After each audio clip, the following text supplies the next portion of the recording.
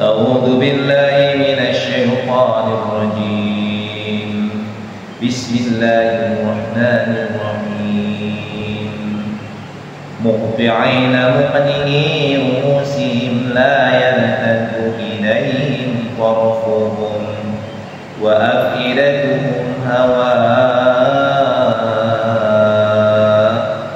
وأنذر الناس يوم يأتيهم العذاب فيقول الذين ظلموا ربنا أخرنا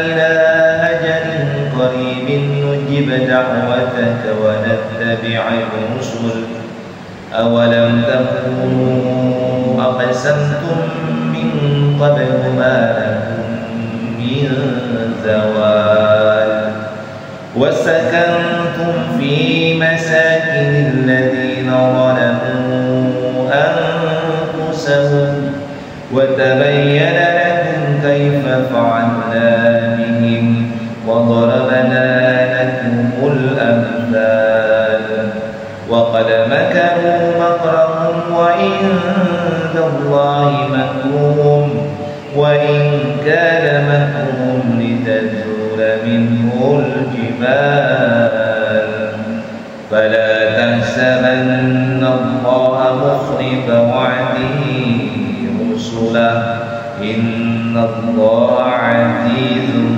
ذو انتقام يوم تبدل الأرض غير الأرض والسماوات وبرزوا لله الواحد القهار وترى المجرمين يومئذ مقرنين في الأصفاد سرابيلهم من قطران وتغشى وجوههم النار ليجزي الله كل نفس ما كسبت إن الله سريع الحساب هذا بلاغ للناس ولينذروا به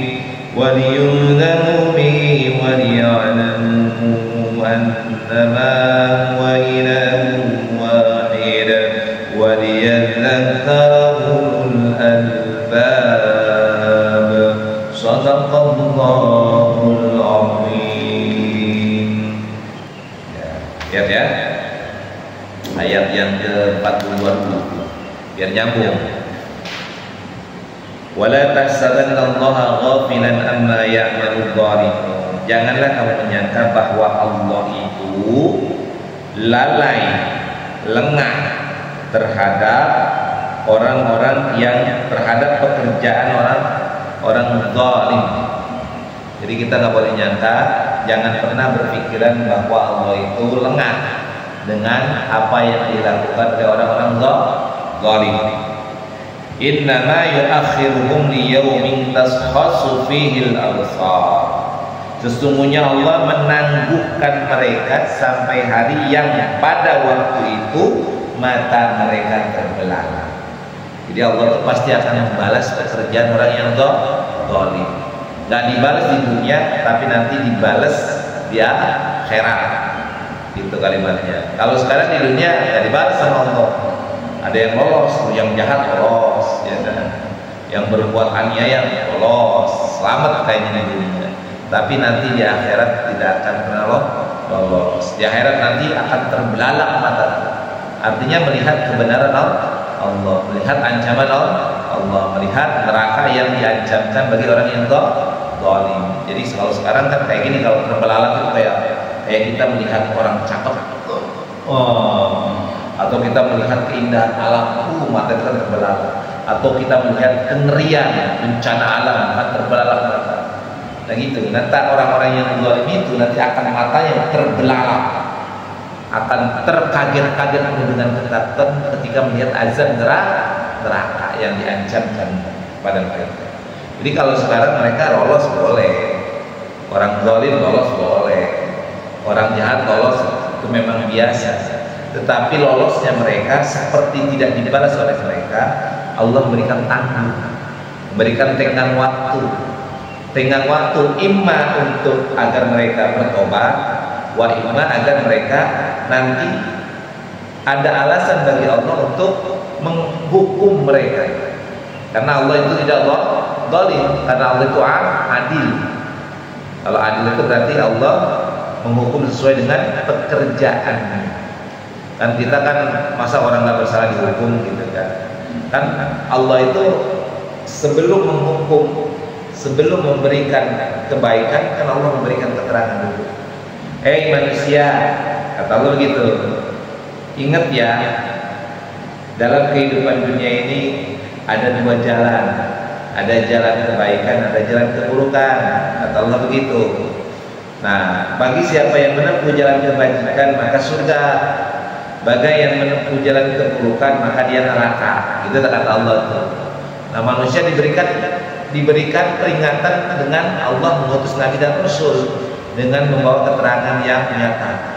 Maka datanglah para Nabi, para Rasul mengingatkan mereka tentang surga dan neraka, mengingatkan mereka tentang kepatuhan kepada Allah, tentang tidak boleh menyekutukan Allah, mengingatkan mereka tentang agar beribadah kepada Allah, agar mengikuti apa yang dikehendaki Allah. Maka ketika manusia menaati para rasul itu dan dia mengikuti apa yang diajarkan atau yang dijelaskan oleh para nabi dan rasul, maka bahagia dunia, bahagia akhirat. Tapi orang yang tidak mengikuti para nabi, para rasul, tidak mau mengikuti apa yang dibawa oleh para nabi dan rasul, maka dia akan mendapatkan kesengsaraan. Kesengsaraannya bisa di dunia, bisa di akhirat. Di dunia mereka mendapatkan azab dari Allah. Sebagaimana kaum Nabi Nuh, kaum Ad, kaum Samud, kaum Nabi Soleh, ya kaum Nabi Lut misalnya. Nanti di akhirat akan lebih besar lagi mendapatkan azaban, akan mendapatkan siksa. Nah kemudian innama yu'akhiruhum, sesungguhnya mereka akan diberikan tangguh sampai hari di mana mata mereka terbelalak ketika mendapati hari itu, yakni hari kiamat. Muhti'in, masuk ayat yang ke-43. Muhti'ina, mereka datang tergesa-gesa memenuhi panggilan muqni'i rusihim, dengan mengangkat kepalanya. La yartaddu ilaihim tarfuhum, sedang mata mereka tidak berkedip-kedip. Wa afidatuhum hawa, dan hati mereka kosong. Jadi mereka datang tuh. Jadi ketika mata mereka terbelalak, ketika mereka dibangkitkan pada hari berbangkit setelah dunia kiamat, mati seluruh makhluk yang bernyawa kecuali yang dikehendaki Allah, matilah mereka. Maka kemudian ditiup sangkakala kedua oleh malaikat Israfil, maka hidup kembali manusia. Dia bangkit dari kuburan bagaikan hortoke yang lenting. Jadi keluar semua dari kuburannya dengan keadaan tidak membawa apapun, telanjang. Ya, dengan kondisi-kondisi di mana mereka usia-usia yang sudah dewasa, nggak ada aki-aki, nggak ada nenek-nenek, nggak ada anak kecil, semua dibangkitkan dengan usia yang sama, ya usia dewasa, karena harus berakal, kalau nggak berakal kan dibangkitkan dengan usia yang sama. Lalu bagaimana anak-anak kita yang kecil yang sudah meninggal ketika kecil, apakah mereka akan dibangkitkan sesuai dengan itu? Mereka akan dibangkitkan sesuai dengan takaran kehendak Allah, tapi yang dibangkitkan sama usianya. Maka kemudian pada hari itu orang-orang yang zalim tadi, dia akan semua disesuai dengan pasalnya, ada tanda-tandanya dibangkitkan. Jadi ketika dibangkitkan itu memiliki tanda. Kalau kita mesti stempel, kalau padahal mau ke Ancol stempel, kalau nggak ada stempel nggak bisa masuk Ancol. Atau kalau sekarang bahasa kita pasanya pakai jempol. Jadi memasuki pintu itu pakai jempol. Kalau ini jempolnya sudah terkoneksi, buka pintunya. Kalau nggak ditolak. Atau pakai akses, ya kan? Padahal kalau masuk di hotel misalnya di gedung kan sudah pakai gesek. Nah semua orang ada akses dan tanda. Maka kemudian mereka diseru. Maka diseru itu dengan dikawal oleh malaikat-malaikat yang taat akan perintah Allah. Nggak kayak polisi, kalau polisi kan masih bisa disogok. Kalau malaikat kan bisa disogok. Mereka datang tergesa-gesa memenuhi panggilan. dari Allah Subhanahu wa taala dengan mengangkat kepalanya. Kemudian sedang mata mereka tidak berkedip saking gini. Jadi kalimat mereka gini. Jadi ketika dipanggil mereka terganggu. Kayak kita. Padahal siapa ya? Nah, seperti itu contohnya. Kalau kita dipanggil, misalnya kita di tengah-tengah kerumunan orang, ya, tiba-tiba dipanggil, padahal kita dengar. Nah, kita kaget ya.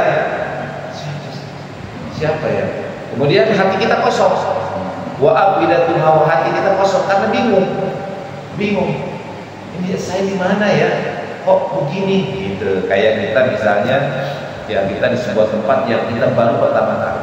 Nah seperti itu kita terbelalak, kaget, dan kita dipanggil oleh Sulaiman. Nah gitu. Kemudian, nah wa anzirin nasa, kata Allah Subhanahu wa taala, dan berikanlah peringatan wahai Muhammad sallallahu alaihi wasallam kepada manusia, yauma ya'tihimul adab, pada hari ketika azab datang kepada mereka. Fayaqulul ladzina zalamu, maka berkatalah orang-orang yang zalim, Rabbana akhirna, ya Tuhan kami, berilah kami kesempatan, ila ajalin qarib, niscaya kami akan memenuhi seruan Engkau. Jadi ya Tuhan kami, berikanlah kami kesempatan kembali ke dunia walaupun sebentar. Rabbana akhirna ila ajalin qarib. Jadi orang-orang yang zalim ini, nanti orang-orang yang zalim, orang-orang yang ahli neraka, maka dia akan ngomong, ya Allah, berikan kami kesempatan sebentar saja kembali ke dalam kehidupan dunia, nujib da'wataka wa nattabi'al rusul, agar kami memenuhi seruanmu dan mengikuti para rasul. Gitu.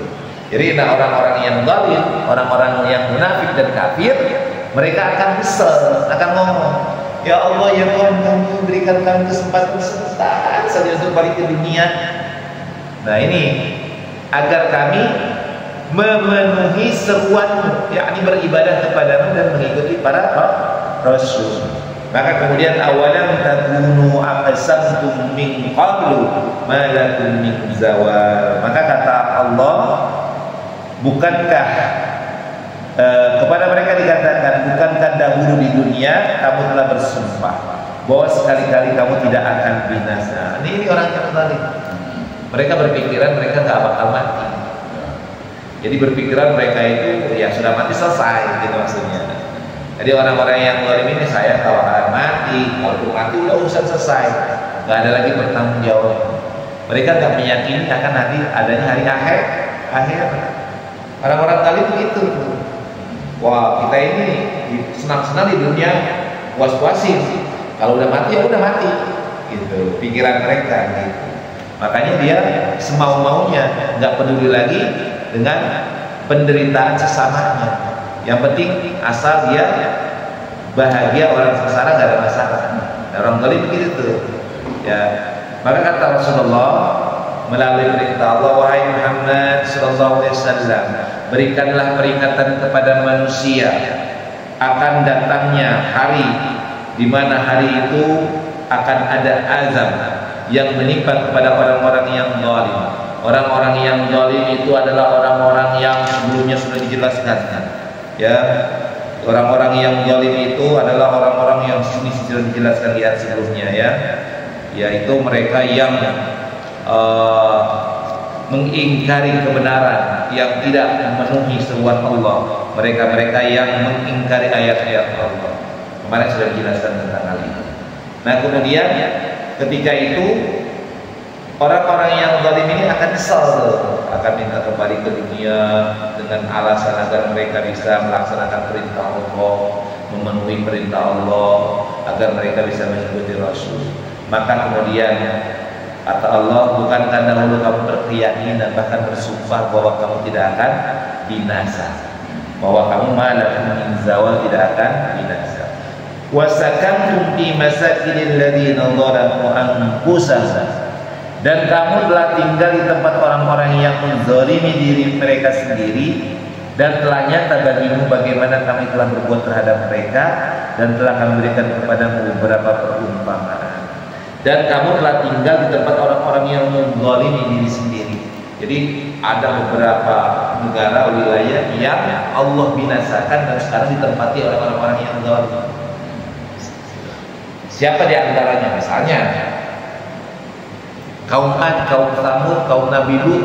Kaum Nabi Lut itu kan sekarang bisa ada di Romawi, ada di negara-negara yang dulu pernah diazab oleh Allah. Jadi negara-negara yang pernah dihancurkan oleh Allah dan ditempati oleh orang-orang yang berikutnya. Nah, sekarang gini, kalau sekarang Saudi ataupun daerah-daerah Arab itu kan gurun pasir kan. Bisa jadi dahulu bukan gurun pasir. Bisa jadi dulu itu adalah tanah yang hijau lagi. Karena ketika Allah mengajar kan dibalikkan, atas jadi bawah, bawah jadi atas. Ya kalau sekarang gini aja, padahal punya tanah yang satu di atas subur, yang satu di atasnya kering nih. Kan semakin ke bawah kan semakin kering. Ya kan? Maka dibalikkan itu yang subur di bawah, yang tidak subur di atas. Maka menjadi padang pasir. Itu kalimatnya. Atau di Allah bertindak lain, tapi dahulu itu bisa dikatakan pasti wilayah-wilayah kayak Timur Tengah itu adalah wilayah subur. Dahulu ketika zaman Nabi Nuh, misalnya zamannya keturunan Nabi Ibrahim itu daerah subur. Tetapi kayak kaum Ad diajak oleh Allah, buminya dibalikkan menjadi yang gersang tumbuh-tumbuhannya, tidak ada yang tumbuh kecuali tumbuhan yang ada di padang pasir. Itu kalimatnya. Nah kemudian wa qad makaru makrahum wa indallahi makruhum. Maka kata Allah ayat 46-nya, dan sungguh mereka telah membuat tipu daya padahal Allah mengetahui dan akan membalas tipu daya mereka. Dan sesungguhnya tipu daya mereka tidak mampu melenyapkan gunung-gunung. Di kalimatnya begini, orang-orang yang zalim itu, orang-orang munafik dan orang kafir itu, mereka melakukan tipu daya untuk menghancurkan kaum muslimin, untuk menghancurkan para nabi dan para rasul. Mereka melakukan tipu daya. Tipu dayanya apa? Berbagai macam hal. Makanya hati-hati. Kalau dulu kan tipu daya itu kan niatnya untuk membunuh para nabi dan para rasul. Niatnya adalah untuk menghancurkan para utusan-utusan Allah. Melakukan tipu daya. Ada yang dijebak. Misalnya contoh Nabi Ibrahim dulu dijebak, dibakar di dalam api, tetapi kemudian diselamatkan. Ya kan? Banyak yang dijebak. Nabi Muhammad juga sempat dijebak, akan dibunuh ketika akan melaksanakan hijrah. Ya kan, sudah dikepung. Nabi Muhammad sudah dikepung dengan catatan ingin dibunuh. Bahkan dikejar-kejar selama hijrah itu, ya kan, dari mulai gua Hiro, bersembunyi di gua Hiro sampai melakukan perjalanan dikejar-kejar. Nah itu tipu daya yang dilakukan oleh orang kafir dan munafik. Lalu bagaimana tipu daya sekarang, zaman sekarang? Tipu daya sekarang lebih dahsyat lagi. Sekarang tipu dayanya dengan berbagai macam cara, diantaranya dengan materi. Dijadikan orang-orang Islam itu, orang-orang mukmin itu lalai dengan agamanya. Diberikan suguhan tontonan-tontonan, ya kan, film-film, musik-musik, sehingga lebih senang nonton film dibandingkan baca Al-Quran, lebih senang nonton konser musik dibandingkan dengan pengajian. Ya kan begitu kan? Sekarang di rumah-rumah kan semua ada TV itu, nontonnya kan acara-acara yang kadang-kadang jauh dari nilai-nilai agama dibandingkan ngambil Quran baca. Sekarang orang maghrib-maghrib di rumah coba spesial. Padahal jalan-jalan kalau maghrib-maghrib di rumah itu, setelah maghrib itu kebanyakan nyetel TV kan, dibandingkan ngaji. Kalau dulu kita di kampung kan, kalau sudah maghrib itu nggak ada lagi yang keliaran, semua rumah ada baca Quran. Di rumah sini ngaji, rumah sini lagi ngaji, ya kan? Kalau sekarang coba, padahal kita tetangga pasti nyalain TV, ya kan? Ini padahal kalau lagi libur, iseng-iseng keluar habis maghrib, lewat rumah ini, penjalan TV kan? Rata-rata ada yang ngaji nggak? Jarang. Nah itu salah satu tipu daya yang dilakukan oleh para orang zalim. Kemudian lanjut. Fala tahsabanallahu mukhlifa wa'dihi rusulah. Janganlah kamu mengira bahwa Allah akan menyalahi janjinya terhadap para rasul. Innallaha azizun dzuntiqam, sesungguhnya Allah Maha perkasa dan mempunyai pembalasan. Yauma tubaddalul ardu ghairal ardi was samawati wa barazu lillahi wahidil qahhar, yaitu pada hari ketika bumi diganti dengan bumi yang lain dan demikian pula langit, dan mereka manusia berkumpul di padang mahsyar menghadap Allah yang Maha Esa Maha Perkasa. Jadi nanti itu ketika dibangkitkan, mereka akan dibangkitkan pada mahsyar namanya. Ya, di mana dibangkitkannya? Kita akan dibangkitkan di dunia ini. Jadi kita ini berasal dari bumi, hidup di bumi, mati di bumi, dan dibangkitkan lagi di bumi ini. Tapi dengan bumi yang berbeda, bukan bentuknya, keadaannya, situasinya. Ya, jadi yang disebut padang mahsyar itu tidak ada lagi tempat yang rendah ataupun tinggi, semuanya rata kayak lapangan. Jadi manusia itu berkumpul dari mulai zaman Nabi Adam sampai akhir zaman, berkumpul bagaikan andalan. Kalau ke lautan, pernah ke laut, ke pantai, itu kalau melihat ke sono itu rata. Nah seperti itulah manusia nanti, rata semua, rata di padang mahsyar itu. Dan apa namanya, wa barazu lillahi wahidil qahhar, pada hari itu maka manusia berkumpul di padang mahsyar menghadap Allah yang Maha Perkasa lagi yang Maha Esa lagi Maha Perkasa. Kemudian wa taral mujrimina yauma idzin muqarranina fil asfar, pada hari berbangkit itu, pada saat di padang mahsyar itu kau akan melihat orang yang berdosa bersama-sama diikat dengan belenggu. Jadi orang-orang yang berdosa ini kita akan melihat diikat mereka bersama-sama dengan belenggu. Jadi sudah perlakuannya udah beda. Kalau orang yang berdosa udah langsung diikat dengan belenggu. Ya kita kalau lihat tawanan gimana sih? Padahal dia tawanan gimana? Atau orang yang ditangkap mau dipenjara, ya kan dibelenggu kan? Ada yang taruh di depan, ada yang taruh di belakang. Tapi ini di belakang belenggu. Ya, kemudian sarabiluhum min qatiran wa taghsha wujuhahum nar. Pakaian mereka dari cairan aspal dan wajah mereka ditutupi oleh api neraka. Pakaian mereka dari cairan aspal. Padahal pernah lihat cairan aspal kan? Pernah kalau aspal tuh, aspal panas kan? Ya, kemudian disirami di jalan. Nah, pakaian mereka itu adalah pakaian mereka dari cairan aspal dan wajah mereka ditutupi oleh api neraka. Jadi saking mereka ngerinya melihat orang yang zalim diperlakukan oleh Allah seperti ini. Kemudian liyajziyallahu kulla nafsin ma kasabat innallaha sari'ul hisab, agar Allah memberi balasan kepada setiap orang terhadap apa yang dia usahakan. Sungguh Allah Maha cepat perhitungannya.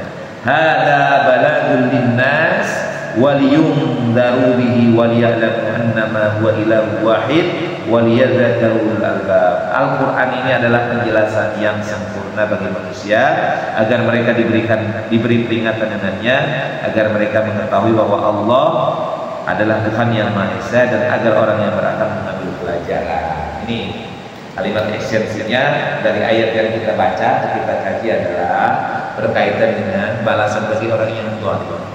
Balasan orang yang zalim nanti akan dirasakan baik di dunia maupun di akhirat. Di dunia ketika mereka bisa jadi diazab oleh Allah Subhanahu wa taala, bisa jadi mereka selamat tidak diazab, tetapi mereka akan mati. Nah, ketika sudah mati, mereka akan dibangkitkan nanti di padang mahsyar dengan keadaan terbelenggu, dengan keadaan mereka mendapatkan perlakuan yang sangat menyiksa, yang sangat luar biasa, menyakitkan, menghinakan, menderitakan bagi orang-orang yang zalim. Siapa orang yang zalim? Orang yang zalim adalah orang yang munafik dan orang yang kafir. Dan orang yang beriman akan masuk surga. Nah, kemudian kata Allah Subhanahu wa taala, nih penjelasan Al-Qur'an yang tentang itu, penjelasan Al-Qur'an tentang hal-hal yang mukmin, kafir, mukmin, munafik, surga, neraka, itu adalah penjelasan yang dijelaskan oleh Al-Quran, penjelasan yang sempurna bagi kita agar kita mendapatkan peringatan dari Al-Quran. Apa peringatannya? Jangan berlaku zalim, tapi berlakulah kita sebagai orang yang beriman, agar kita mengetahui bahwa Allah itu Maha Esa, dan agar orang yang berakal mengambil pelajaran. Jadi ambil pelajaran ya. Di kesimpulan dari surat Ibrahim adalah bahwa kuatkan iman kita. Jangan pernah sekali-kali kita berlaku zalim. Jelas ya? Shadaqallahul azim. Alhamdulillah.